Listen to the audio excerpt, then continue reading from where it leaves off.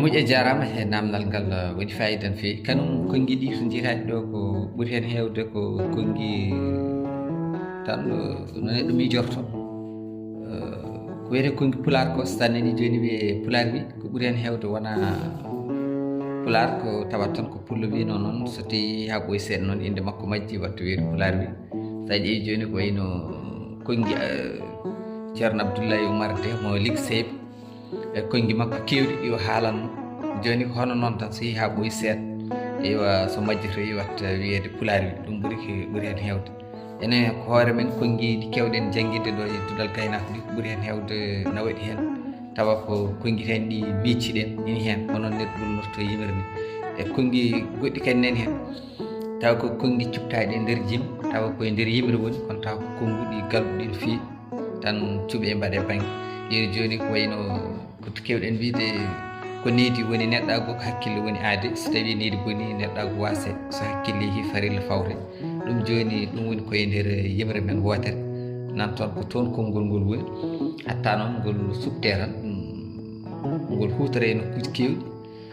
saabu hayso tawi gando yimɓe neɗɗo joni na haala no heewi hadde ha ɓooya seeɗa wiya gando kaari wi walla kaari won to wiyata yimre muɗum naggam tawa haalata yimre nde fof ha subto hen tan ɗin konngui ina hen hono noon tan woni kam ɗin konngui nan ɗon eɗen binde majji ko heewi seeɗa saabu meɗen goni hedde konngui jonɗi tawi wona konngol pular tan pular wini tawa ko konngui tan ɗi ɓurnani ɗen koye men ɗin in toon yeru tan hono mbiruɗen ɗo joni e nder kadi konngui ko wayno yimre 8 mars to wiyata toon so gorko ne jogori hodde e galle wadde koma resa debbo ne jibina ɓesgu faggo barke hono ɗin konngui nan toon walla yimre meɗen hooreje wiyata wonde e nder pular kon toon wiya ko timmani sakkare wonata suddare ko timmani caral so wattama ko timmani caral so wattama palal so teddi heelam ko somi surka ko ñoli luuɓal so cuuɓe poti e maaro bottari herjat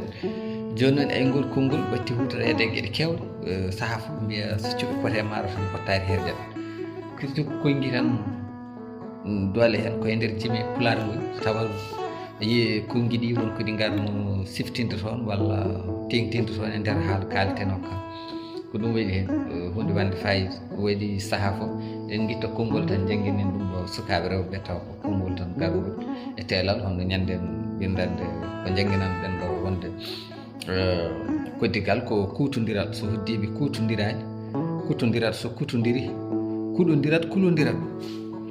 joni noon jañña ɗum tan so tawi koddigal ko kutodiral guilay liɓodirde bagaseje guilay gorko on ha heete luɓodirede jambe en jaale en gasirde en e saretaji e ko nandi hen rewɓe kadi certa e luɓodirde ko fayi kutorde mabɓe tameji mabɓe unude mabɓe goɗɗi mabɓe ko nandi hen e nokkodirde jeygue e nokkodirde lamɗam joni so tawi ɓe mbaddata ɗum aɓe garda neɗɗo on arda e majji kala ko heɓoto e ma so ɓooyi ɓe kutodirat so ɓe kutodiri noon wattata ko hayso ko beyma walla guertoɗe ma jeehi to galle kayri tan wiyata ko dok forloy jeehi galle kayri ko neɗɗo bonɗo woni noon ɓe kutodirat ɓe kuɗodirat ɓe kulodirat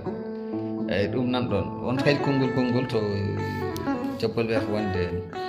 koddiɗo defa defta rotta adda fadata ha ñama heddande adda on so saggini e mbaɗa mum aɗa godda jarama ko on noon tan wayi